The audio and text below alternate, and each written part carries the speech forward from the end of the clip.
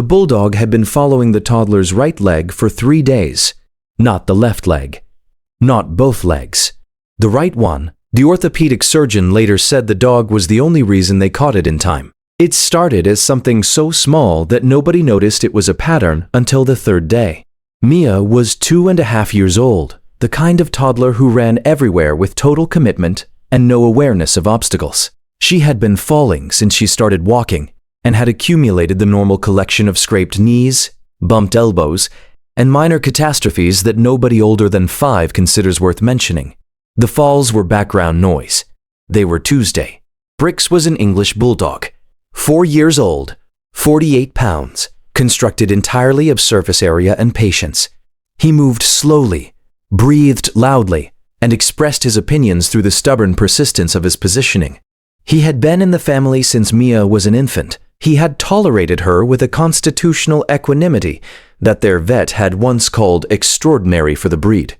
He had never, until that Monday, shown anything resembling fixation on a specific part of her body. The first day, Mia's mother Priscilla noticed Brix lying against Mia's right leg while the girl watched television. She moved him. He returned. She moved him again. He returned and applied weight. She assumed warmth-seeking. She left him. The second day, Mia was playing in the backyard. Brix followed her for 40 minutes. Not at her heel, not beside her, behind and to the right, his nose frequently lowering to the level of her right knee, sniffing. Priscilla watched from the porch for 20 minutes before deciding it was something she should ask the vet about at Brix's next checkup. The 3rd day, Mia fell. Not unusually hard, not the kind of fall that makes parents run. She went sideways off the plastic stepping stool in the playroom and landed on her right side, and was up and crying within 3 seconds, the ordinary cry of surprised pain that lasts 40 seconds and doesn't require more than a hug and a distraction. Brix did not respond to the fall.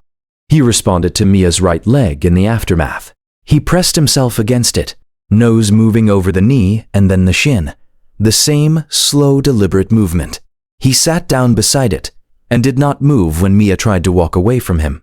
Mia walked 4 steps and stopped. She looked at her right leg. She looked at Brix, who was still sitting beside the place she had been. She walked back to him. She held out her right leg. Priscilla was watching from the doorway.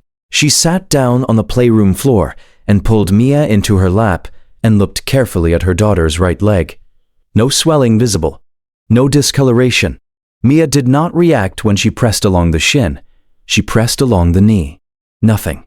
She pressed at the upper shin, just below the knee, and Mia said, "Ow." Quiet. Automatic.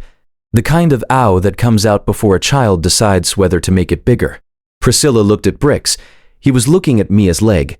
She took Mia to urgent care. The X-ray showed what the pediatric radiologist on duty, Dr. Anna Svensson, described as a non-displaced stress fracture along the proximal tibia, the upper shin bone. She had seen it before in active toddlers. No dramatic injury, no obvious swelling, often missed until a child begins limping or refusing weight. In Mia's case, the fracture was clean, aligned, and early enough that a cast and 6 weeks of restricted activity would resolve it completely without intervention. If it had been allowed to progress, if Mia had kept running on it at her usual pace, displacement was a possibility. Dr. Svensson said, "How did you know to bring her in?" Priscilla said, "The dog." Dr. Svensson looked at her. Priscilla said, "He wouldn't leave her right leg for 3 days. Just her right leg." Dr. Svensson was quiet for a moment. Then she said, "There's documentation of dogs identifying fractures and bone infections through olfactory detection. Bone trauma produces specific inflammatory compounds that are detectable at the skin surface before the injury is visible or measurable by the patient. Your dog was smelling a bone injury for 3 days before you had a clinical picture to look at. If you stay for stories about what animals sense before we do, you're in the right place. Subscribe so you don't miss the next one." Priscilla sat with that for a long time on the drive home. 3 days of Brix, 3 days of her moving him, redirecting him, attributing his behavior to warmth-seeking and bulldogs being bulldogs.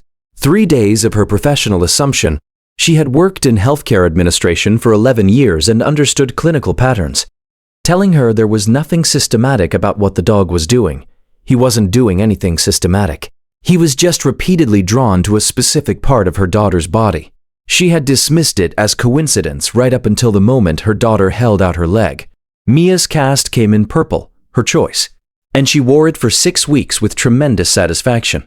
She used it to press against Brix when he lay beside her on the couch, which he did every evening from the first night home. He allowed the contact with the philosophical resignation of a bulldog who had decided his post was here and intended to stay. Has your dog ever done something you couldn't explain until it was the only thing that made sense? Tell us in the comments. These stories deserve to be heard. On the morning the cast came off, Brix sniffed Mia's right leg once. Long, deliberate. Then he sat back.